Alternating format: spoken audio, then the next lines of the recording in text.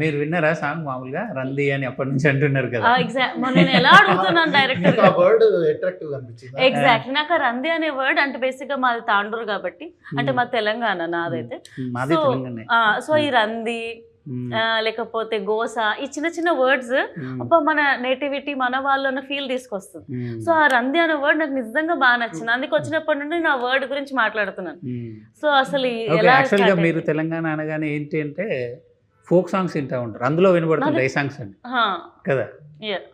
But మన తెలంగాణలో ఇప్పుడు రంది అనే వర్డ్స్ అట్లాంటివి చాలా ఉంటాయి, దానిలో మంచి ఫీల్ ఉంటుంది. కానీ వాటితో ఒక మెలోడీ సాంగ్ ఇంతవరకు చేయలేదు ఎవరు. మీరు ఎక్కడ వినుండరు అసలు ఇప్పటివరకు. ఫోక్ సాంగ్స్ బాగా వినుంటాను, ఫోక్ వింటారు కానీ మెలోడీ మీకు ఒక రిథమ్ బేస్డ్ సాంగ్స్ ఉంటాయి, బట్ ఇంత ప్యూర్ మెలోడీ ప్రొఫెషనల్ సింగర్స్ ఎవరు ఇంతవరకు ఒక మెలోడీ సాంగ్ చేయలేదండి. కరెక్ట్, అంటే ఫిల్మ్ బేస్డ్ గా. సో బయట కూడా పెద్దగా వచ్చిండవు, మీకు రీచ్ కూడా అయ్యి ఉండవు ఒకలైనా. సో ఒక సినిమాలో ఒక తెలంగాణ వర్డ్స్నే పెట్టేసి, అంటే తెలంగాణ సినిమా కాబట్టి తెలంగాణలోనే ఒక అమ్మాయి ఒక మెలోడీస్గా పాడితే ఎలా ఉంటుంది అనే కాన్సెప్ట్లో నుంచి వచ్చిన సాంగ్ అనమాట ఇది.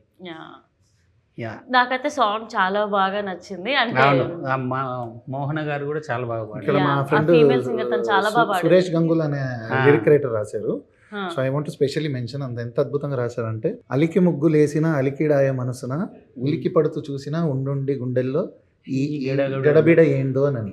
సో ఇలాంటి ఒక తెలంగాణ మన వాడుక భాషలో ఉన్నది ఒక మెలోడీలో అంత అందంగా మనం స్పేస్ చేయొచ్చా అనేది నాకు నేనే ఫస్ట్ టైం ఒక ఎక్స్పెరిమెంట్ ఇది. So credit goes to Sampath గారు.